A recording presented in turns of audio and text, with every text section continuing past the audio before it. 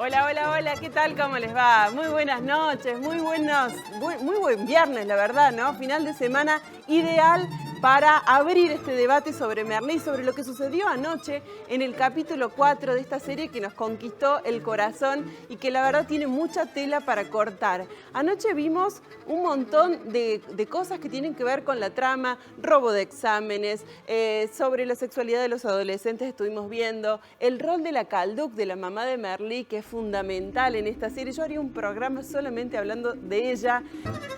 Bueno, allí un pequeño resumen de lo que sucedía anoche en este capítulo 4 de esta primera temporada de Merlí. Recuerden que a lo largo de todo este año vamos a estar viendo las 3 temporadas, los martes y los jueves a las 23 horas. Y los miércoles y los viernes, por supuesto, vamos a estar debatiendo y ya tenemos la mesa servida, nuestra mesa virtual también un poco. Está con nosotros Sol Forcada. Sol es estudiante del Colegio Garzón Agulla y a ella le queremos preguntar, Sol, ¿es fácil acceder a exámenes robados en la escuela? ¿Circulan?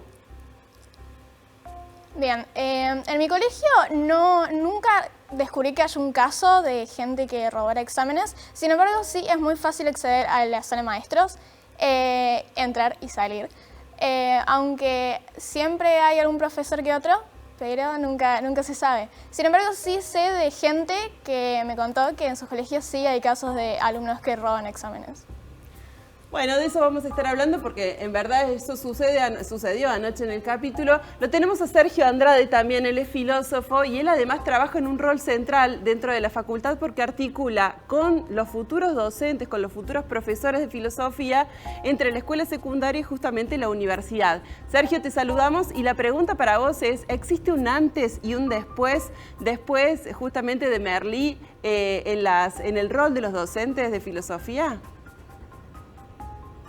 Yo creo que se podría plantear que existe un antes y un después de todo, ¿no? De cualquier inquietud que se ponga en relación a la filosofía. Y en ese punto me parece que sí, que podríamos plantear un antes y un después, como podríamos plantear un antes y un después de, por ejemplo, en su momento, el mundo de Sofía. Todo aquello que de alguna manera vuelva a plantear la relevancia de la filosofía, me parece que está bueno. Pero yo me preguntaba cuando me hiciste esta pregunta, ¿dónde está lo filosófico de Merlí? Y para mí me parece que más allá de las breves referencias que por ahí se hacen a ciertos filósofos, también en los conflictos, en las tramas, las inquietudes de los personajes, de una de otra manera, está presente la filosofía, más allá de los gestos icónicos como, por ejemplo, el búho que aparece al principio de cada capítulo. Bueno, ya vamos a estar conversando de eso, por supuesto, en los próximos bloques. La tenemos también a Sonia Daniel aquí en el piso. Sonia es docente de teatro, tiene más de 30 años trabajando con adolescentes justamente y además muy vinculada al mundo del teatro, María Castaña. La pregunta para Sonia es sobre un personaje que para mí es muy entrañable, que es la Calduc, que es la mamá de Merlí. Sonia, ¿a vos te parece que la Calduc le va marcando un poco, es la directora de la obra de la vida de Merlí? Absolutamente. Absolutamente. Merlí es lo que es por la madre que tiene, que digamos que creo que hasta induce su interés por la filosofía. Teniendo en cuenta la franja etaria en la que está Merlí y su actitud a la hora de encarar la filosofía y de enseñarla, ha sido su mamá, su gran directora. Y bueno, y el capítulo que vimos ayer justamente marca esto, ¿no? Que recibe directivas de la Calduc a las cuales se niega y en la escena siguiente está haciendo exactamente lo que la mamá le dice. Sí. Vamos a saludar a Noelia Chiantur, ella está, por supuesto, del otro lado, pero acompañándolos a lo largo de todo el programa. Ella es psicóloga, es psicoanalista específicamente. La pregunta, Noé, para vos has trabajado mucho con adolescentes y con la sexualidad de los adolescentes. ¿Sigue siendo un tabú la homosexualidad entre los adolescentes, Noé? ¿Cómo están? A mí me parece que lo que sigue siendo más que un tabú, algo enigmático, es la pregunta por el otro sexo. ¿No? ¿Qué quiere el otro de mí? Porque convengamos que la adolescencia también sería una salida infantil, entonces es dejar de preguntarse por qué quiere un padre, qué quiere una madre, sino empezar a preguntarse por ese otro sexo, que es tan desconocido y enigmático y que siempre va a exigir algún tipo de invención de parte de un adolescente para responderse a esa pregunta, que es un vacío muy enigmático. La sexualidad, la muerte siguen siendo un enigma.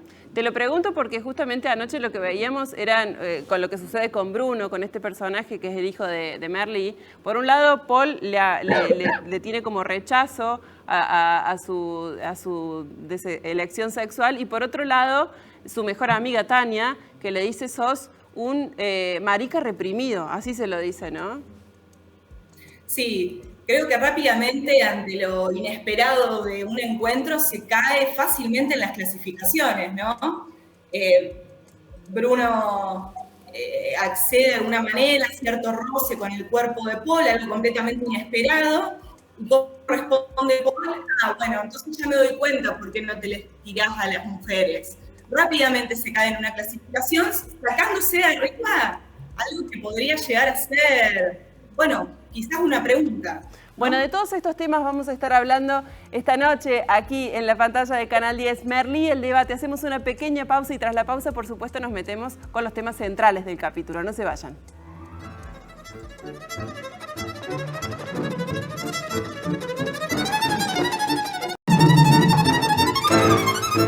Seguimos debatiendo sobre Merlí, sobre lo que sucedió en el capítulo 4, cuyo autor, cuyo filósofo elegido en esta ocasión para presentarles a los peripatéticos fue Aristóteles y el trabajo que supone la felicidad. Bueno, lo voy a convocar, lo voy a invitar a Sergio a la mesa para justamente preguntarle, Sergio, a propósito de este informe que vimos y de lo que vimos anoche en el capítulo del cuarto capítulo de Merlí, ¿por qué le molesta tanto a los padres de los estudiantes, de las estudiantes de Merlí, que justamente aborde temas como este, como el de la felicidad para Aristóteles? A mí me parece que en el capítulo hay una escena que muestra fuertemente el lugar en donde los padres, las familias, ubican a los adolescentes, que es la escena en donde de alguna manera le reclama a la madre al hijo el hecho de que él reciba un dinero que tiene que ver con la cuota alimentaria, una cuestión así. El reclamo de la madre es una cuestión legal, jurídica. Pareciera que el poder de decisión es algo que se logra después de una cierta cantidad de años y que tiene que ver con una cuestión más de orden legal. Yo creo que lo que molesta en el caso de los adultos, de las adultas, es la posibilidad de niñas y de adolescentes de poder decidir y pensar por sí mismos. Que un poco, el planteo de Aristóteles es ese, ¿no? La felicidad definida a partir de la actividad, de la acción. Bueno, esa acción es algo que no sucede en otro tiempo, sucede desde que somos seres humanos. Entonces, tal vez eso es lo que molesta un poco desde la mirada adulta, la posibilidad de que niños y adolescentes puedan hacer y decidir por ellos mismos. ¿Así lo crees, Sol? Usted, digo, como adolescente, vinculada también con otras y otras adolescentes, ¿existe todo el tiempo esa puja entre ustedes y sus padres o sus docentes justamente para poder decidir autónomamente? ¿Así lo ves, como en la serie? Sí, creo que sí. Me parece que es cierto. Tengo muchos amigos que siempre me plantean lo mismo, de que hay esta dicotomía entre padres y adolescentes, de que no los dejan decidir sobre su cuerpo, sus decisiones, hay casos donde no les dejan elegir una religión, donde no pueden tener libertad de su creencia, de su cuerpo, de su autonomía de vida. ¡Wow! ¡Qué fuerte!, ¿no, Sonia? ¿Así lo ves vos también con tus estudiantes? Sí. En el caso de mis estudiantes, digamos, tienen además la batalla en algunos casos con respecto a la vocación, ¿no? que observo en algunos casos un gran acompañamiento. Hasta el día de hoy, decidir dedicarse al teatro es una decisión muy discutida a nivel intrafamiliar. Y en muchos casos se generan crisis justamente porque, bueno, hacelo, pero no lo hagas como una profesión. Hacelo como un hobby. Claro, hacerlo como un hobby. Y además que, bueno, el hecho de que los chicos se acerquen a actividades creativas como esta, hace que se interroguen permanentemente. Y al interrogarse también interrogan al otro, o sea, interrogan hacia arriba. Y eso en algunos casos suele ser bastante incómodo. Pero a ver, ¿no es importante, no, vos como psicóloga, que un padre esté marcando un poco no te digo proyectando en el hijo, pero digo, marcando un poco el camino de por dónde tendría que andar para trabajar su integridad, digo, ¿no? ¿Cómo lo ves vos? Hay que tener en cuenta un punto fundamental que es la confianza, que siempre tiene algo de ciego, hay un punto ciego en la confianza y también de apuesta. Seguramente un padre va a estar bastante atento para tratar, digo, la palabra proyectar tiene como una doble cara, ¿no? Uno podría pensar, bueno, proyectar enseñar y modelarle una vida a un hijo, o proyectar como tirar para afuera, ¿no? Dejarlo ir lejos de uno. Pero bueno, también podemos caer en una trampa, porque ¿qué se espera de un hijo? Sería más interesante preguntarse cómo se espera, o desde el lugar en el que se espera. Quizás una espera activa sea la que conviene, ¿no? Sin esperanza y sin desilusión, esperar algo, pero sin condicionar, porque es fundamental que el adolescente en la salida de la infancia establezca una diferencia con los padres. Y va a haber diferencias, porque tiene que inventarse algo para poder. Bueno, también es como un duelo de los padres. Lo cierto, lo que ocurrió anoche fue que dos estudiantes puntualmente se acercan a Merlí, porque supongo que lo ven un poco a él también como un padre, y le piden una reflexión acerca de la justicia. ¿Alguien es injusto contigo?, le pregunta, supongo que con un doble sentido, digo, creo yo, no sé. Pero digo, por un lado, este vínculo que él tiene con su padre, que es tan estricto y que le va marcando el camino. ¿Lo ven a eso, Sol? Vos me decías que sí. Sí, bastante. ¿Tenés compañeros que digo, sin poner nombre propio, pero digo, que están así como tan acorralados por la decisión de los padres? Bastante. Siento que hay muchos padres que tratan de proyectar su vida en la vida de sus hijos. Especialmente yo que voy a una especialidad de artes, se ve mucho, realmente mucho de cómo los padres quieren interferir en eso. Hay muchos compañeros que yo tenía antes que querían elegir la especialidad de artes y los padres directamente no los dejaron. Entonces ahí se va marcando una proyección de los padres hacia los hijos. ¿Lo ves bien retratado en la serie? Sí, mucho. ¿Sí? ¿Y vos, Sonia? Sí.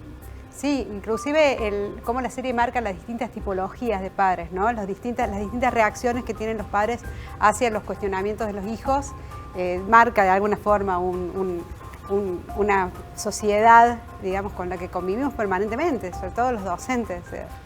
Me da la sensación de que en esta escena puntualmente, Sergio, es como que Merlí un poco va allanando el camino para que después Joan lo termine salvando, se termine inmolando por él después del robo del examen. ¿No te parece un poco perversa esa actitud?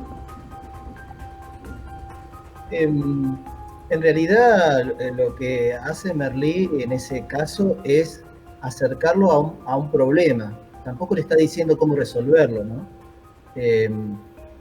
Pero es interesante la pregunta que haces porque la acción del docente, la acción de los docentes, está siempre en un límite muy fino respecto a si esta acción sobre el otro, es decir, Foucault dice, nosotros no podemos dejar de producir subjetividad, es decir, no podemos dejar de influir en el otro.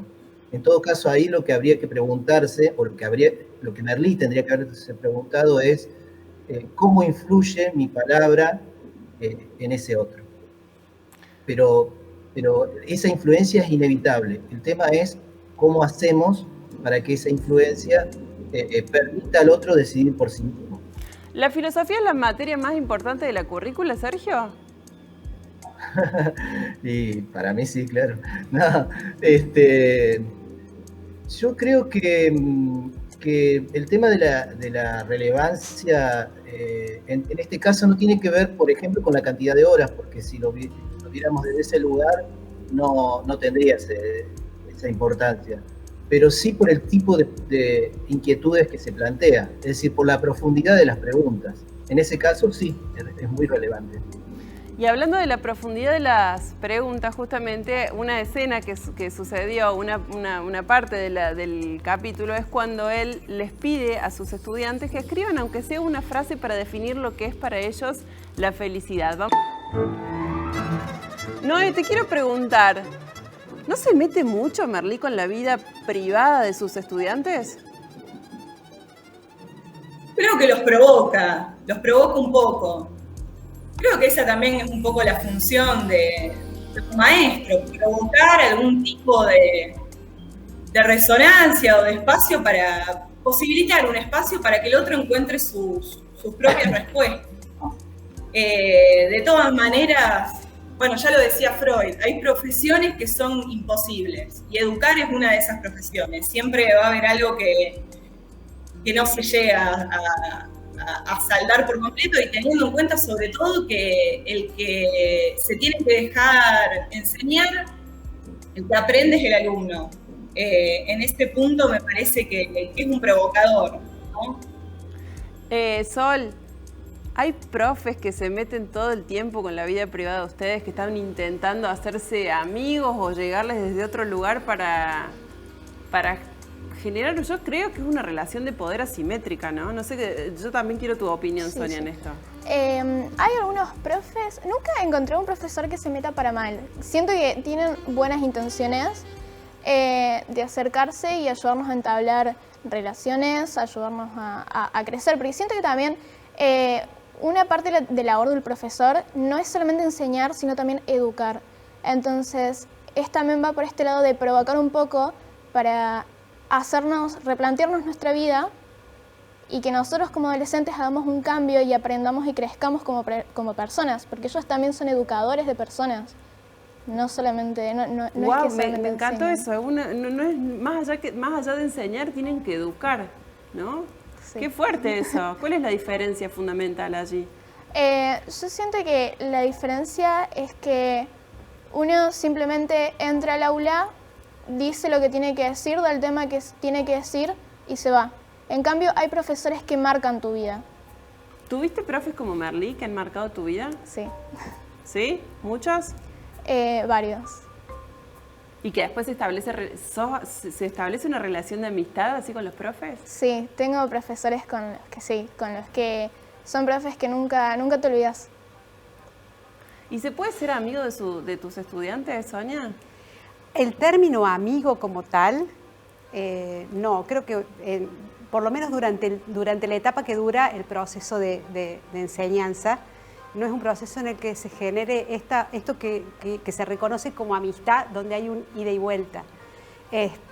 Porque de repente la problemática del alumno, por ahí nosotros como docentes accedemos a esa problemática en la medida en que podemos ir abriendo campos sensibles, pero difícilmente, digamos, compartamos nuestra situación con el alumno, más allá de algunos comentarios, algunas cosas que uno comparte también para empatizar, ¿no? Para también encontrar esto de que la relación no sea simétrica desde el punto de vista de que yo soy una persona que estoy enseñando y estoy, ojalá, como dice Sol, educando, y puedo comprender qué te está pasando durante este proceso de vida.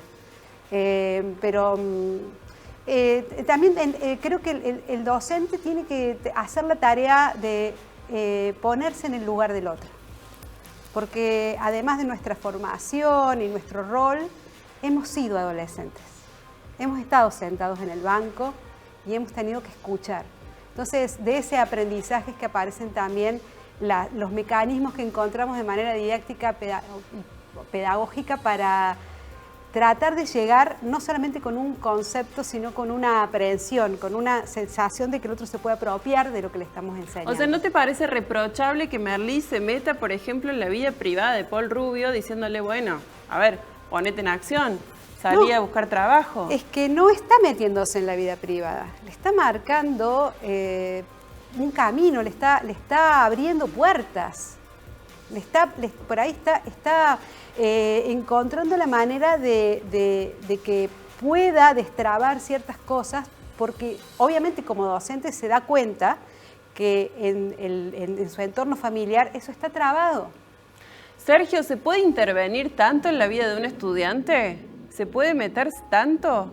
¿Cómo lo viste vos anoche? Para mí, este fragmento que vimos recién es el fragmento más filosófico del capítulo. Porque justamente es en donde aparecen las voces el pensamiento de los estudiantes. Entonces, ¿por qué digo que es lo más filosófico? Decimos que la filosofía es justamente el amor al saber, no es saber, ¿no? Los adolescentes en este fragmento están ensayando posibles respuestas a preguntas que se hacen acerca de qué es la felicidad. Y digo que también es lo más filosófico porque es un momento de intercambio en donde aparecen distintas versiones de qué puede ser la felicidad, y el escuchar a otros puede hacer que modifique los modos en que hasta ese momento, y fíjate que en ese capítulo también hay una interpelación entre los estudiantes, y poder repensar aquello que había escrito, había pensado originalmente. Es decir, es una práctica del filosofar lo que ocurre en ese momento.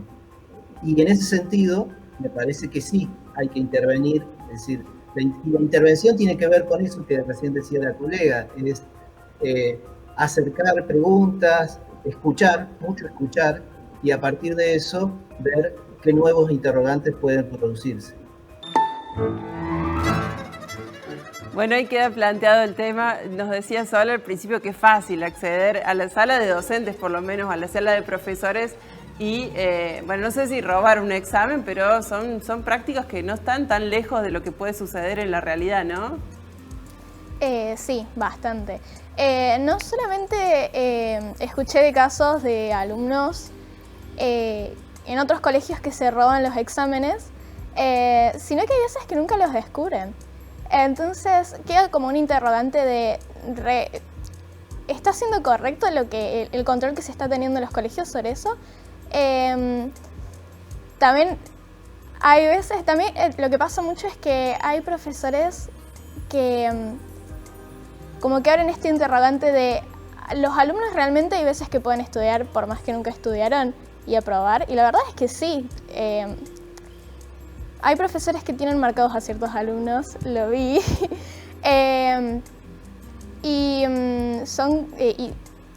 y que de pronto se saquen un 10 llama la atención. Llama mucho la atención. Pero de hecho, su papá le dice, pero sos tonto, dice, hubiera estudiado para un 6, no para un 10. Exactamente, hay alumnos que quieren llegar al 10 porque no es algo fácil de conseguir para ellos, entonces no quieren tener problemas al final del año, entonces está como esta presión de tengo que aprobar de una forma u otra y no entiendo y no puedo estudiar porque las situaciones de Paul son muy duras en su casa. Entonces, ¿a qué medio puedo acceder para poder aprobar y no tener que abandonar el colegio? Mirá, qué fuerte lo que dice Sol. Una cosa que me parece a mí que se desprende de esta escena en particular es cuando la reacción del director de la escuela, Sonia, porque en un punto es como que lo defiende Merlí. Yo creo, no sé si vos cómo lo ves, que sos más especialista, que sos el especialista en el tema, pero yo creo que en un punto el director ha sido, en su origen como Merlí, ha sido un tipo transgresor, ha sido un tipo distinto, disruptivo, pero que en el camino se lo ha ido comiendo la lógica de La lógica del sistema. Del sistema. ¿Te Sí. parece lo mismo o no? Sí, la lógica del sistema, que de hecho a mí me interroga en el sentido de que este maestro Eugene, en lugar de valorar que los alumnos han estudiado, aunque sean las preguntas que debían responder en el examen, ya tiene valor por sí mismo haberlas aprendido.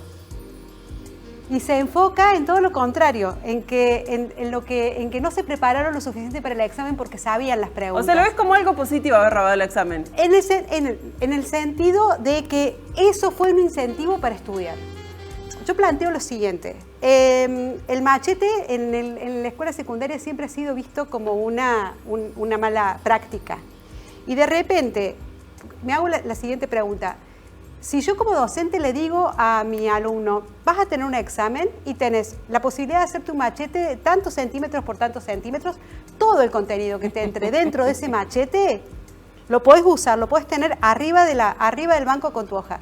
Eso genera en el alumno una movilización acerca de meterse a estudiar los contenidos. ¿Cómo no te tuve de profe, Sonia? ¿Cómo no te tuve de profe? El machete en sí mismo puede llegar a ser un modelo de aprendizaje, porque nace que el alumno, en lugar de alejarse del libro, se acerque, seleccione contenidos. Mira, Sol está muy fanatizada con lo que dice Sonia. Está Es que sí convencidísima se ve de que el mucho. machete es el camino. Es que se ve mucho de que hay chicos de que hacen machetes y se pasan horas haciendo machetes lo suficientemente chiquitos y los vuelven a hacer una y otra vez, y cuando terminan de hacer los machetes ya se aprendieron todo. ¿El machete es el camino, Sergio? ¿Vos qué le decís a tus profes? Yo coincido con lo que acaban de señalar. Quería decir dos cosas. Por un lado, me parece que la escuela es un espacio continuo de norma y transgresión a la norma. Es decir, porque existen las normas, siempre va a haber un interés, una práctica de transgredir esa norma. Eso por una parte. Y por otra parte, este capítulo podría ser visto atravesado por la evaluación. Y en esto no queda fuera Merlí. Fíjense que apenas nombra al tema de la felicidad, y Aristóteles dice, y esto entra en la evaluación. Es decir, está muy fuertemente sesgado el capítulo por la evaluación. Y lo que más me llama la atención a mí de la discusión entre el director y el profesor que incrimina a los estudiantes es cómo los tienes categorizado. Es decir, hay una evaluación per se, previa incluso a este examen en cuestión, por la cual Paul Rubio no puede llegar a tal cosa y Bruno no puede llegar a tal otra, ¿no?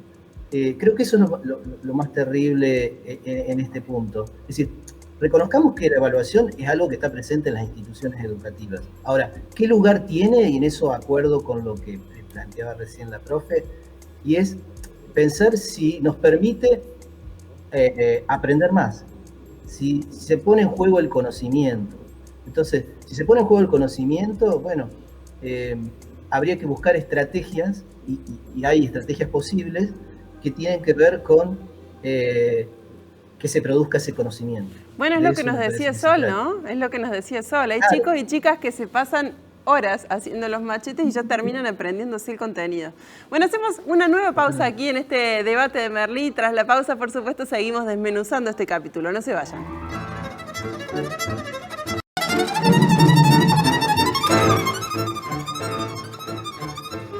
Seguimos aquí en este Merlí, el debate, y justamente estamos problematizando lo que sucedió en el capítulo 4 de esta primera temporada, cuando Bruno, o cuando Paul en realidad, interpela a Bruno acerca de su sexualidad. Vamos.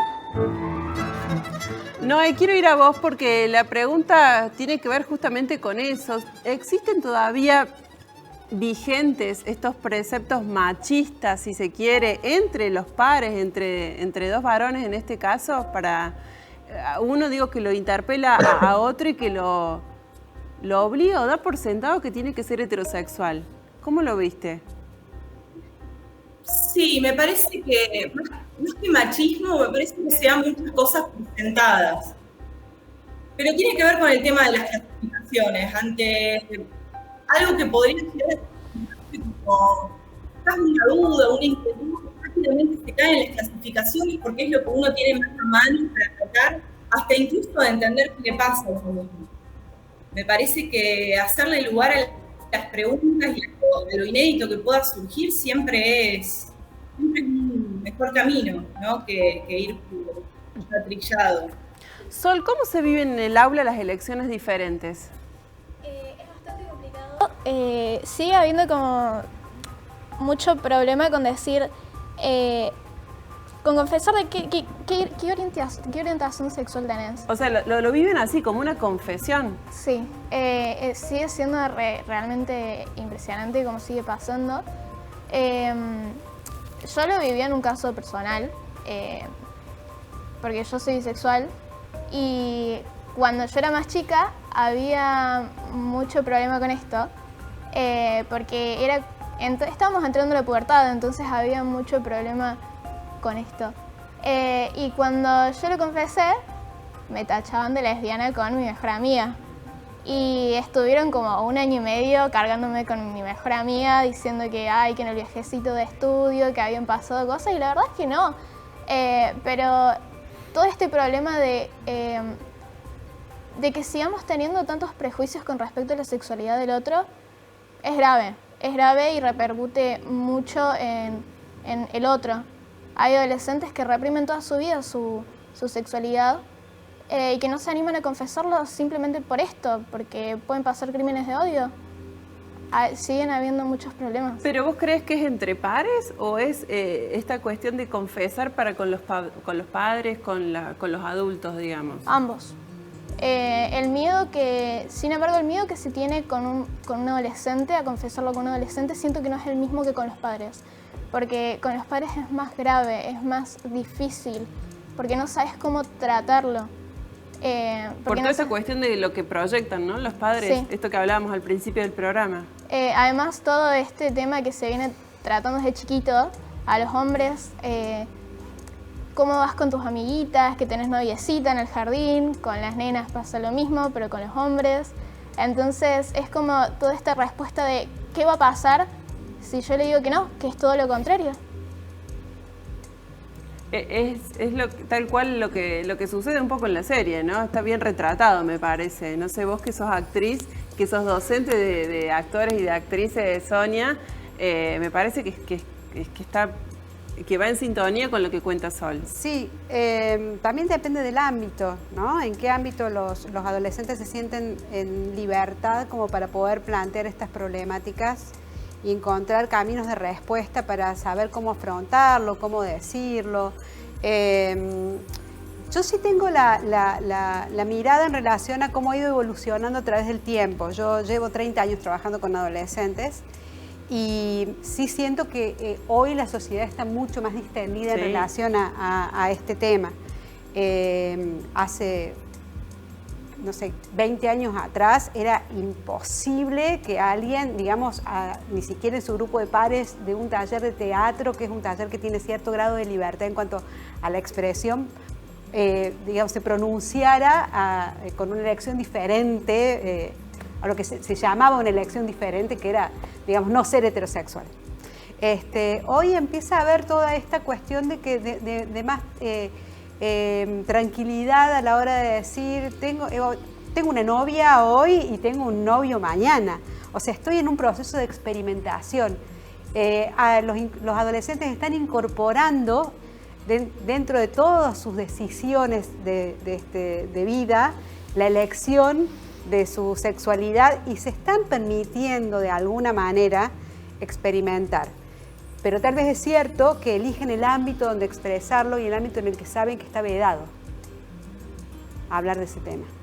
¿Por ejemplo? En el ámbito de los padres, como decía Sol, dependiendo mucho de en qué familia están involucrados. Por ahí te cuentan, mi mamá lo sabe, pero mi papá no, o a mis abuelos no le vamos a decir nada, ¿no?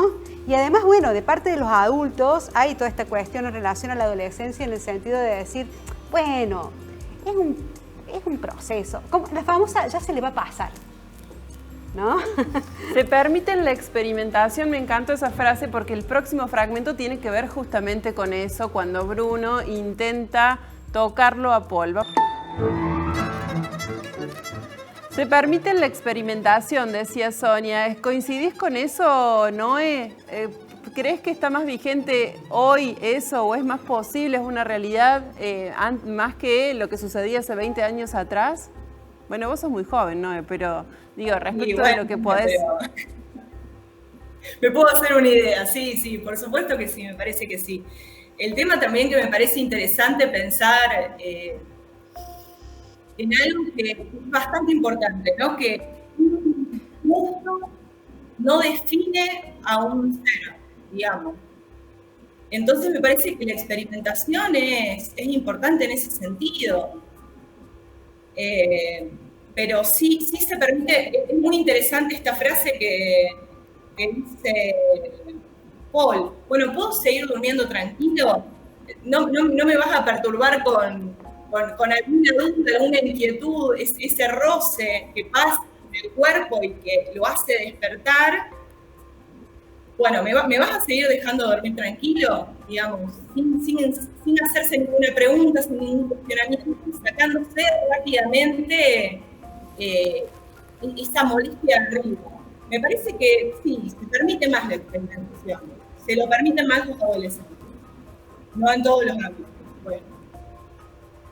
¿Cómo lo viste, Sergio, ese fragmento? A esta cuestión que trae Noelia justamente sobre la tranquilidad o la intranquilidad que le produce a Paul, saber que tiene a su lado durmiendo a un compañero, a un amigo homosexual.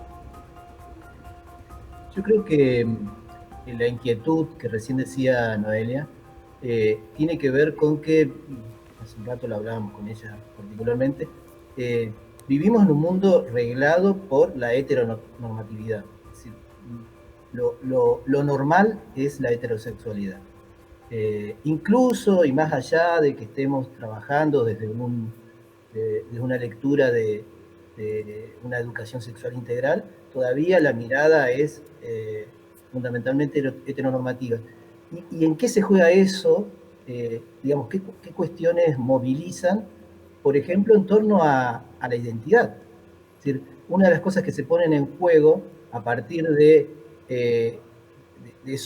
esa otredad, de esos otros, o de esa alteridad que está presente, es la posibilidad de que la identidad pueda ser otra diferente a aquella que fue asignada al momento de nacer. Creo que en eso se debate un poco, no solamente ahora, no quiero spoilear la serie, pero se va a debatir también, Paul, respecto a esta inquietud. Sol, ¿por qué crees que molesta tanto lo distinto, lo diverso? Y es muy complicado. Siento que cada uno, bien estructurado respecto a cada familia en la que nace y en cada entorno en el que se mueve. Entonces, cuando vas creciendo y cada uno va desarrollando individualmente una distinta identidad, va desarrollando una personalidad, va desarrollando gustos y te topas con algo distinto, es como que hay un choque. Por esto también se marca mucho todo lo que son las tribus urbanas, los gustos de música y todo eso, que hay como todas esas peleas internas. Sin embargo, siento que en este episodio, en esta parte, siento que en sí Paul no solamente le molestó el hecho de que sea un hombre, sino también de que sí está bien experimentar la sexualidad, está bien experimentar con uno mismo y con sus gustos, pero siempre y cuando sea consentido. Porque a Paul estaba durmiendo. No. ¿Te parece un abuso de parte de, sí. de Bruno? Sí. Es importante. Porque no tuvo la posibilidad de dar el consentimiento porque estaba dormido. No tuvo la posibilidad de elegir. No. Bien. Corte, la última pausa aquí en este Merlí, el debate. Tras la pausa, por supuesto, hacemos el cierre de este capítulo y adelantamos lo que va a suceder en el próximo. No se vayan, ya volvemos.